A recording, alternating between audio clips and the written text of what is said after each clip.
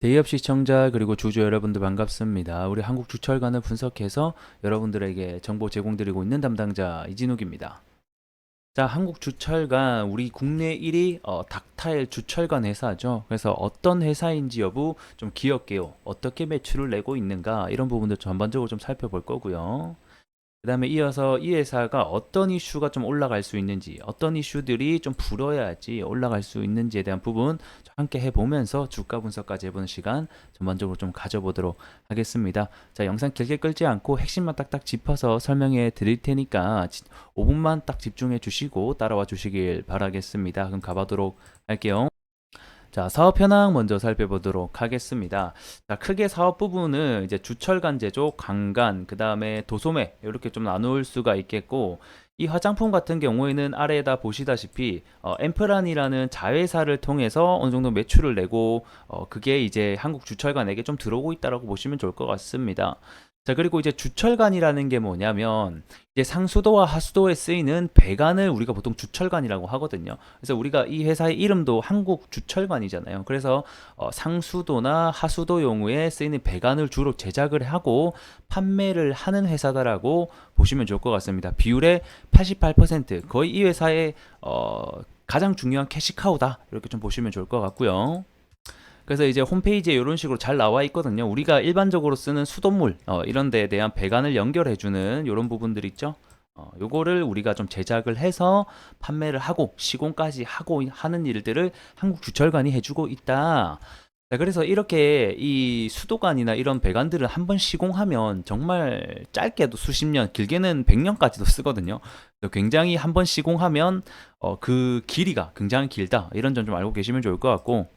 이제 보게 되면 이 상수도용 주철관은 꽤 오래 전부터 이제 쓰이고 지금까지도 쓰이고 있는데, 자 이제 보게 되면 자 보게 되면 이게 이제 부식성도 강하고 내식도 강해서 이게 물성의 변화가 없어서 대부분 100년 이상의 경과된 관로가 많이 존재한다라고 지금 나와 있죠. 그래서 이게 한번 설치하면 진짜 뭐 특별한 일 아니고서야 잘 안 꺼내요. 그리고 이제 그렇기 때문에 이 어떻게 보면 좀 제품을 자주 갈아야지 이익이 많이 늘어날 수 있는 한국 주철관에게는 조금 단점이 될 수 있지 않나 이렇게 좀 생각이 듭니다.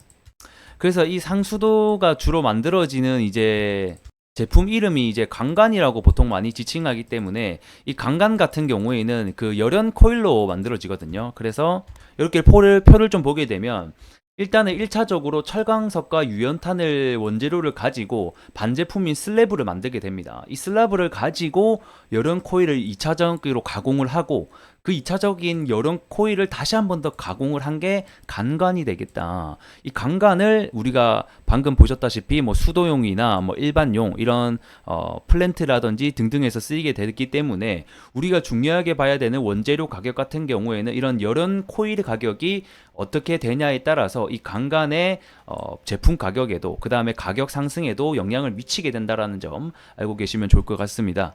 그래서 열연 코일 가격을 보게 되면 이제 19년도 그리고 21년도 때 이때 엄청 많이 올라오게 됐는데 이때 당시에 뭐 아무래도 코로나 그리고 우크라이나 전쟁 이런 부분들도 있었고 그 다음에 러시아 우크라이나 전쟁이죠. 그 다음에 코로나 이런 사태들이 인해서 원자재 가격이 이때 전부 다 급등을 했었던 좀 적이 있습니다. 그래서 이때 이제 좀 주가를 보게 되면 우리 한국 주철관도 같이 좀 올라갔었거든요. 그래서 이러한 가격과 우리 한국 주철간의 주가도 좀 동행하는 경향이 있더라. 이런 부분들 좀 알고 계시면 좋을 것 같습니다.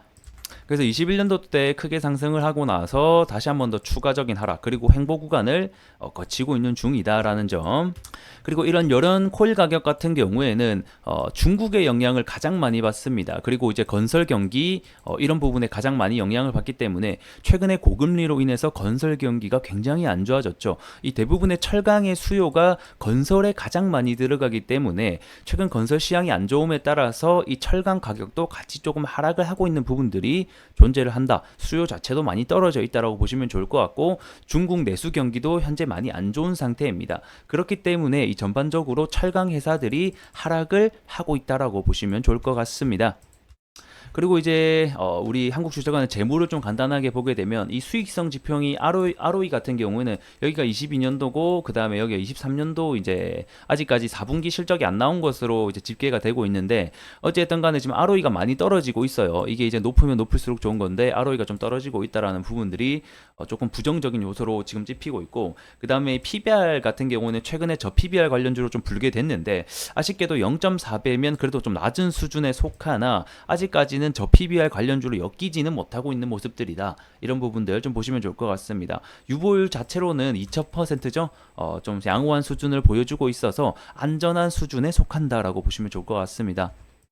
차트로 들어와서 함께 보도록 하겠습니다. 자, 한국주철관 굉장히 오랜 기간 동안 주가가 굉장히 지지부진합니다. 그래서 주주분들이라고 하면 굉장히 좀 지친 시간들을 좀 보내고 있을 것 같아요. 그래서 자, 아까 그 보셨듯이 20년도, 21년도 이제 코일 가격과 전반적인 지수 상승으로 인해서 주가가 어느 정도 상승한 경향이 있고 22년도 때부터 주가 그리고 코일 가격 이런 원재료 가격과 건설 경기가 전반적으로 맞물리면서 주가가 어느 정도 하락이 나왔다라고 보시면 좋을 것 같습니다.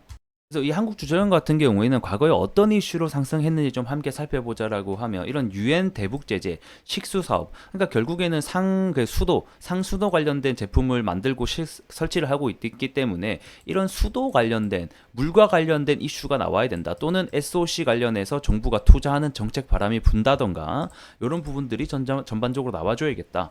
그리고 또 저번에 또 보게 되면 19년도죠. 이 붉은 수돗물 사태 때문에 주가가 한 차례 또 상승을 한 적이 있었다.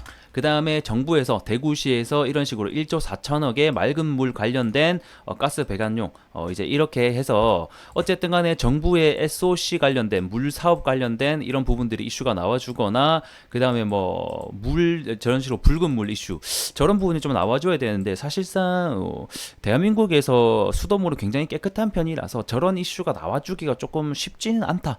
이런 부분들을 좀 알고 계시면 좋을 것 같고 결국에는 우리가 노려봐야 될 부분은 정부의 SOC 투자 이런 부분들을 좀 노려봐야 되지 않나 또는 철강 가격과 그 다음에 건설 경기가 전반적으로 올라와 주면서 같이 좀 수요가 올라가는 부분들 가격 제품이 올라가는 부분들 이런 부분들을 좀 기대해 봐야 되지 않나 이렇게 좀 정리를 해보도록 하겠습니다. 자, 다시 한번 차트로 돌아와서 보도록 하겠습니다. 1차적으로는 이 6,000원 구간의 하단을 항상 지지를 해주고 있기 때문에 이 구간을 조금 안 깨주는 게 현재로서는 우리에게 중요하겠고 상단은 7,000원 다시 한번 더 돌파를 해줄 수 있는지에 대한 여부를 함께 좀 살펴보시면 좋겠습니다. 하지만 최근에 거래량과 거래 대금이 말라서 시장에 소외되어 있다라고 보시면 좋을 것 같아요. 그래서 이런 관련주들은 아무래도 좀 테마가 전체적으로 좀 불어주던지 실적이 잘 나와주던지 이런 두 가지의 요소들이 있어야 되는데 아직까지는 그런 부분들이 없다라는 점은 조금 아직 기다려보자 이렇게 좀 전반적으로 말씀드릴 수 있겠습니다. 자, 오늘 한국주택관 여기까지 하겠고 제가 한국주택관 관련해서 추가적인 이슈나 또 주가가 움직일 때마다 여러분들에게 투자할 수 있도록 정보 제공해 드릴 테니까 구독과 좋아요 부탁드리면서 좀 또 다음 시간에 뵙도록 하겠습니다. 고맙습니다.